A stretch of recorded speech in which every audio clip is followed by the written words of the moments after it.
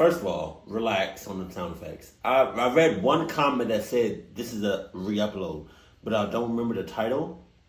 But then again, I don't remember every video I ever reacted to from Mr. Nightmare. So hopefully, I don't remember reacting to this. If I did, I'm sorry. And if things started to sound familiar, then I won't even post it. But hopefully, let's go. Got snacks, Cutter Body, and Adidas. Chat.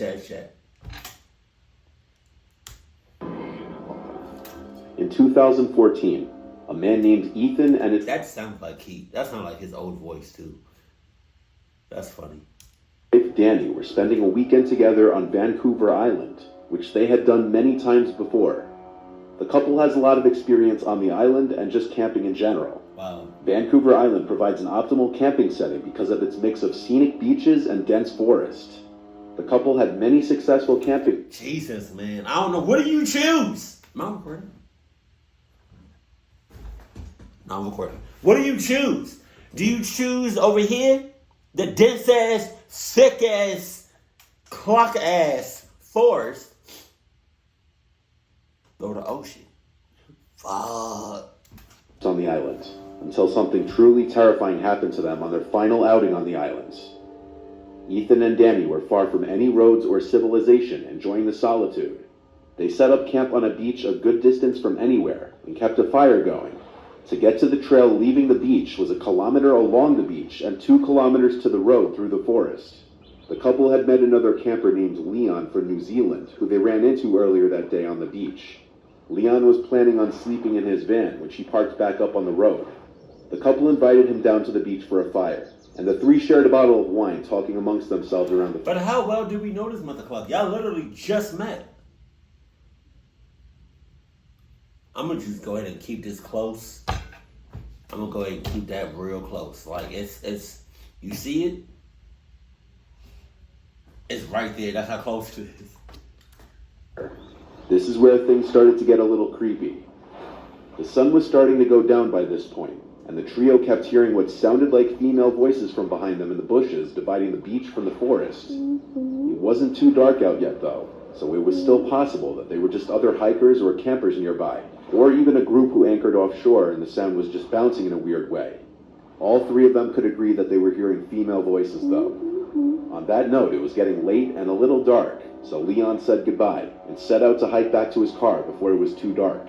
Ethan and Danny stayed by their campsite and stoked the fire because Danny was starting to get creeped out by the voices, which continued on into the darkness. It sounded like 2 female voices speaking, but whatever that was being said was unintelligible. It sounded to the couple like the voices were not far beyond the tree line now. They stayed up very late tending to the fire, and only when the voices had finally stopped, they decided to put out the fire and go to sleep in the tent. Really? Before doing so, the two had scanned the cove with a flashlight several times looking for boats that could have been the source of the talking, but there was nothing in sight. Go back. Several times looking for boats that... Before doing so, the two had scanned the cove with a flashlight several times looking... You're just adding so much to this clock ass story, because it's like you're on the island, it's dark, and you have flashlights. That stands out more than like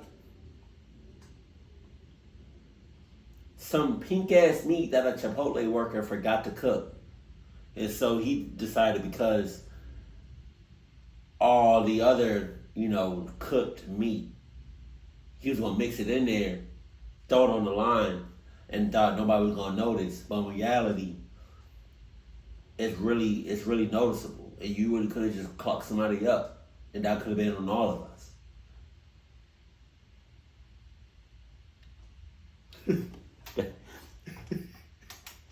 That went left. Boats that could have been the source of the talking, but there was nothing in sight. It was around 3 a.m. when they laid down finally, ready to catch some shut-eye. But about 15 minutes after they laid down, Ethan and Danny heard footsteps in the area around their campsite, over by where the fire was. They came from the direction of the bushes toward the inland behind them, a direction that was not traversable by people. The couple lay there, hoping it was just a bear or any animal, because the only bears on the island are black bears, which usually are very timid around people. The footsteps went from the fire, then over to the tent, then back into the woods.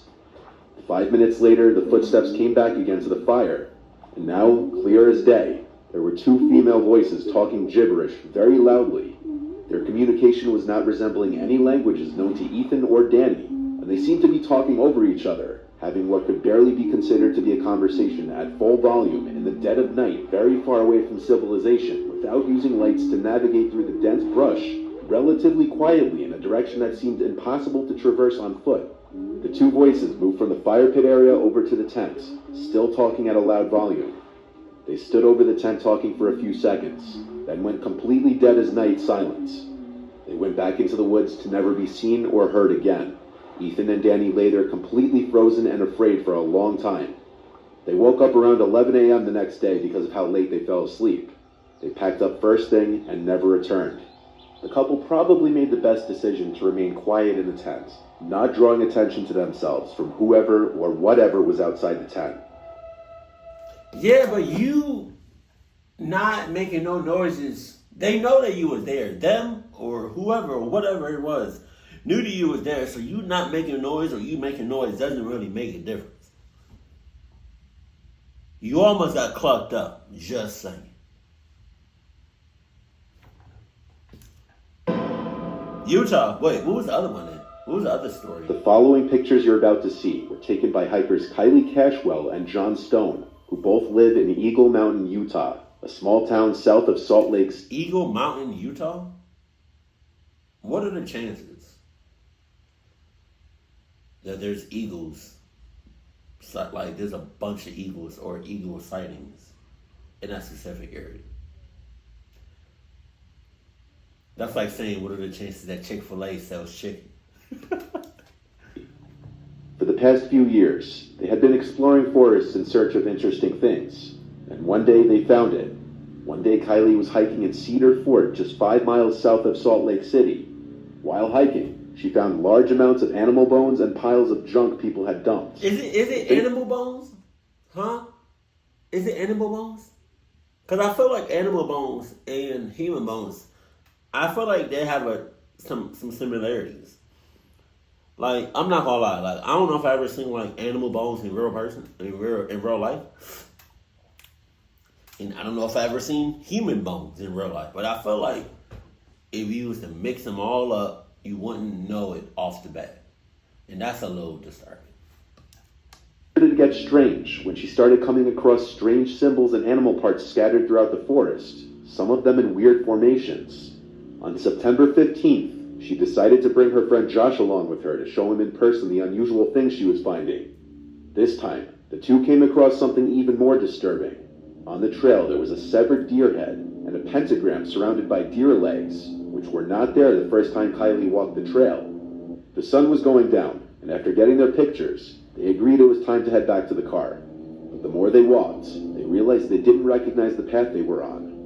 So the two started looking around for anything that could refresh their memory of where they were. Hell no. But as it got dark out, the two accepted that they were lost. With nothing but their phone flashlights to navigate, they started getting the feeling they were being watched. As they picked up their pace, the two... Look at that. Look at that. Look at that. Look at that. Look at that. Look, just look at that. Look how dark it is. You got a feeling? You got an inclination? Did I say that right? You got a sixth sense. Sheesh.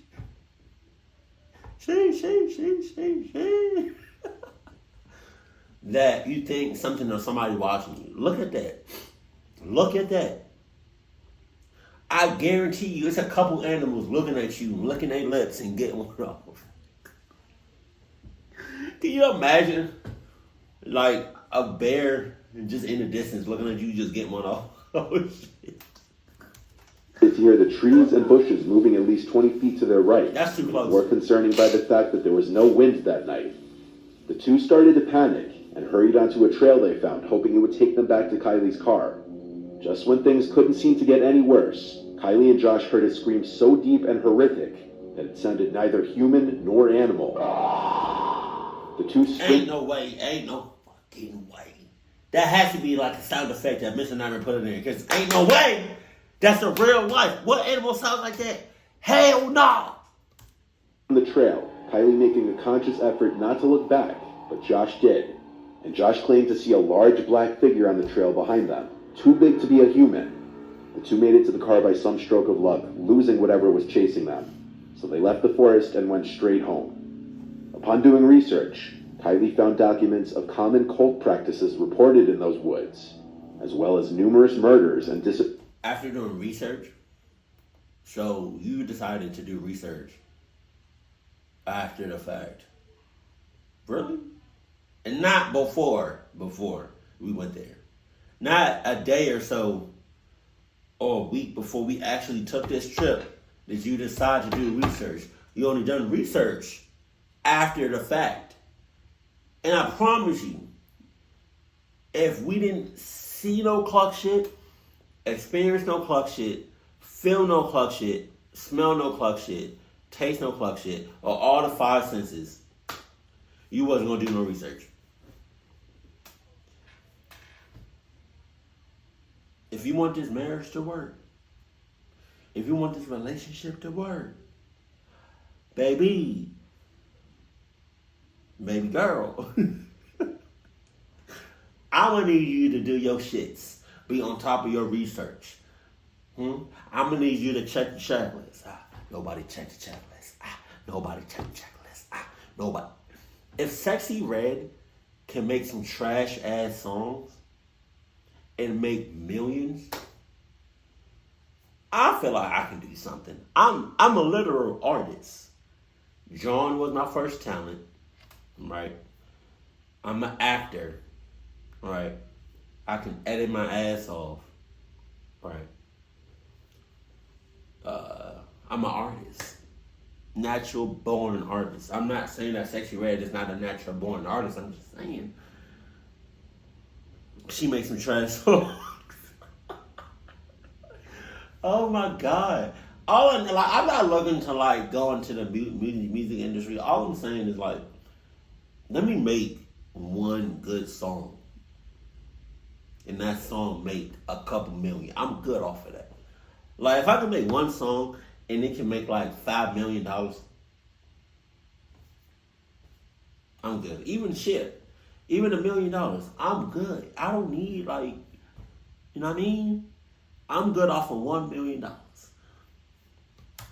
That happened in the area throughout the years. Like Ethan and Danny in the first story, Kylie has not returned since. Jesus Christ. Deep in the woods in northern Germany, two friends were hiking in an area formerly territory of the German Democratic Republic when they came across these strange periscope-like pipes protruding from the ground. Feeling either brave or foolish. Foolish as hell. Go back.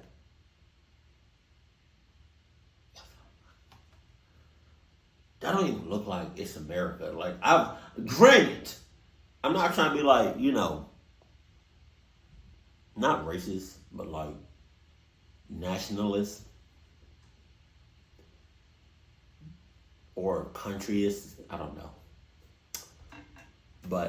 And also, I've been camping, but not no seasonal campers, not seasonal hikers. So it's I don't know if this would be normal in America, but I feel like if I was to be out there and I see that,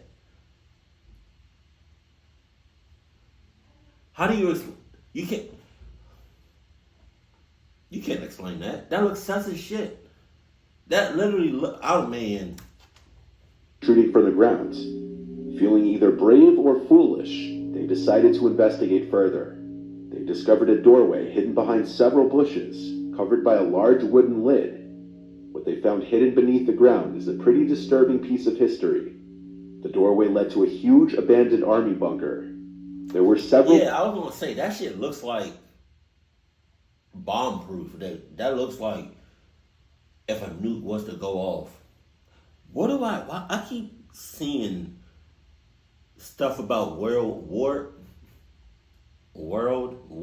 III. What the fuck is going on in the world? I'm just trying to make some YouTube videos. I don't want to look outside one day and I just see a missile or hella missiles just going back and forth, back and forth. Like what? What are we doing? Does this potential World War III, does that involve us? If it doesn't, if it doesn't, great. But also, I don't want to be in a crossfire. You know? Like, let's say, I'm just talking. Tunnels leading off in different directions, which intersected a long central corridor. There were so many different directions to go that exploring the place felt like going through a maze to the two friends. They tried not to stray far away from each other in fear of getting lost. That's how big the place was. As they ventured deeper into the structure, they came across German writing on the wall, which translated to help. My curiosity still got the better of them, and they continued. My ass, how you gonna say help, but then have like the little peace sign up there? Hell no. Deeper into the bunker, and as they did, the structure became more and more decayed. More writings were found on the walls, this time reading, "Hello Satan, I love you." Some of the rooms and corridors were flooded and smelled like sewage. They made their way into a very large room with a strange machine in the center.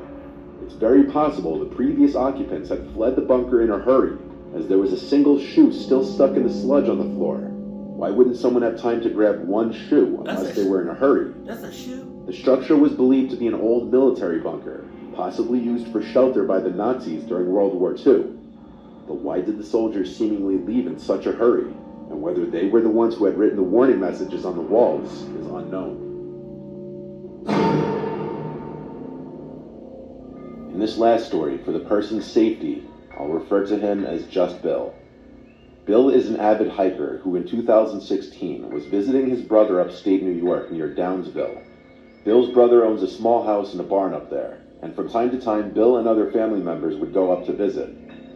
This was in the late fall, and so the foliage was already mostly orange, and more than half of the leaves had fallen off the trees. Bill was hiking a narrow trail which was not far from his brother's place. This trail is in the middle of a very rural area, and it connects from the occasional property to property. So when Bill stumbled across a duffel bag on the ground in the middle of the woods, it was a surprise. The duffel bag looked... I'm not gonna lie, this reminds me of a time when I was at Walmart, right? Relax. I was at Walmart. Can I see that? Okay. I was at Walmart,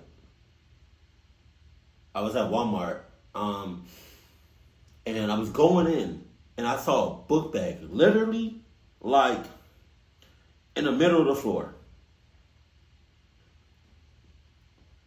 Not the middle, but like, I don't know how to explain it. Like, let's say this is like the floor, right? It was like kind of near the entrance, but like this is the floor, right? It wasn't directly in the middle.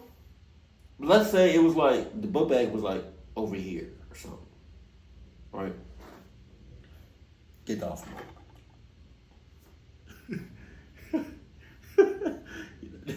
So the book bag is right here. I'm walking and I see that. But that was so weird and so sus. You know? Like, that's one of my biggest fears is to go inside of a store, see a duffel bag, see a book bag, see some sort of bag, and it's a bomb in it. And it's just boom. That's one of my biggest fears. Right? And so I see it, and I'm about to record, but I wanted like a good picture. But going in there and just recording like that, holding the phone, that's a little weird, you know. So I came back inside. I went back out and grabbed a cart and placed and tried to like hold the phone on the cart, but kind of push it at the same time. So it's like. But when I did that, the book bag was gone. So the amount of time that passed between me seeing it, pulling on my phone, going back to get a cart, and going back into the store was literally like less than a minute. Where the hell did that book bag go? It was relatively new. It didn't look dirty as if it had been sitting in the woods for an extended period of time. There was a foul odor emanating from the bag, however, like something rotting inside. Bill assumed the worst. but he knew he had to open the bag to see what's inside. No, you don't. No, you don't. No, you don't. You don't have to do anything. At the end of the day, you are human. We are human. You don't have to do anything. You choose to do this clock shit. I'm about to call you out your name. Been a person. He was building up the courage to open the zipper to the bag, but before he could, he heard footsteps approaching from off the trail, and a voice saying, "That's mine, please don't touch it." A large man in a dirty jacket and jeans was quickly approaching from the woods and grabbed the duffel bag off the ground.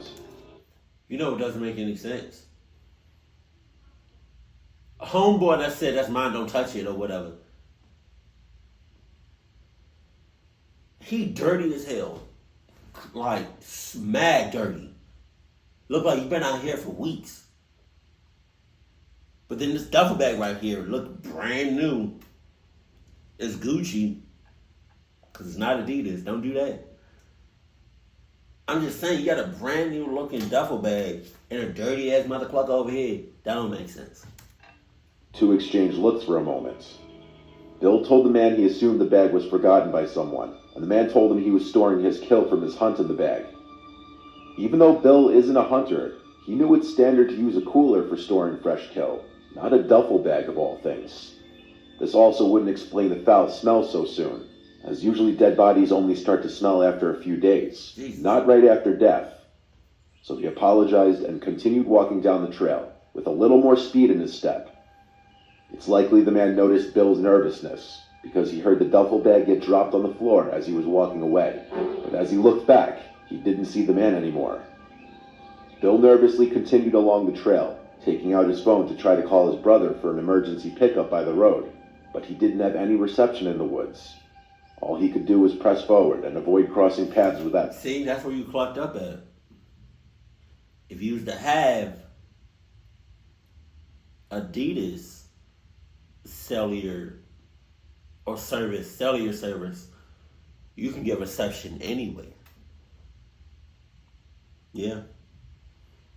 You remember when Iron Man was in space during Infinity War, I think?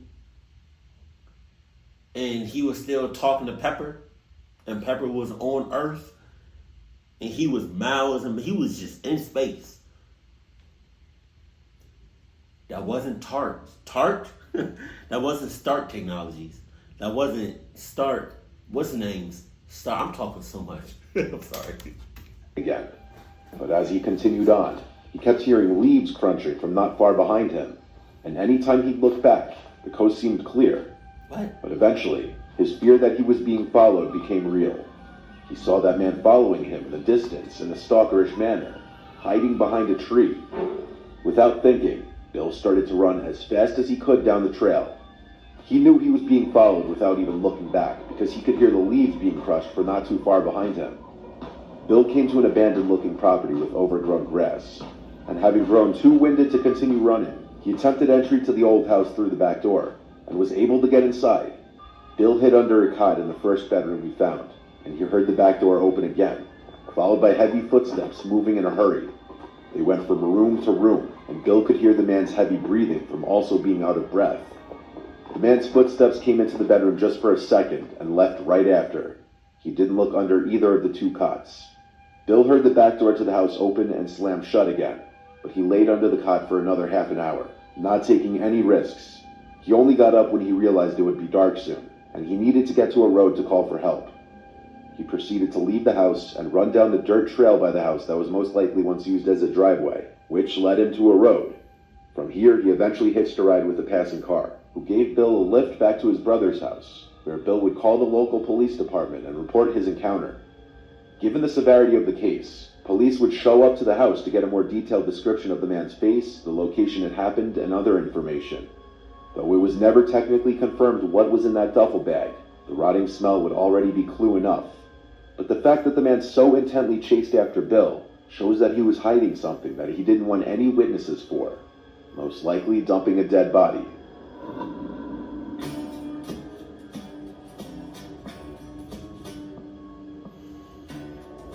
Again, man, you got it. You got it.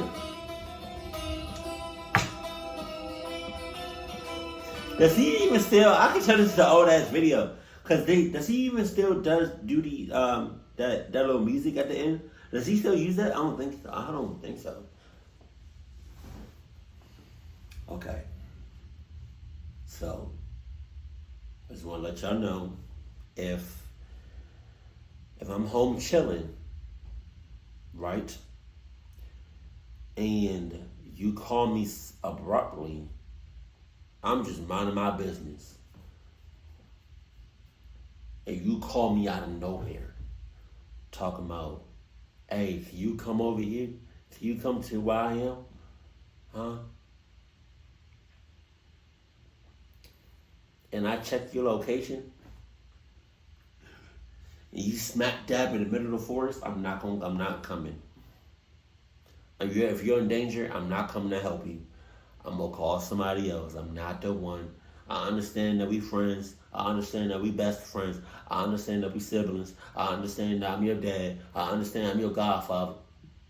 I understand I'm your best friend at work. I understand I'm a little boo thing at work. I understand I'm your neighbor.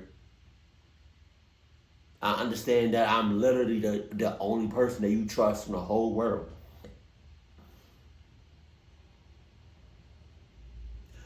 But if you call me with some bullshit, I'm not coming to help you.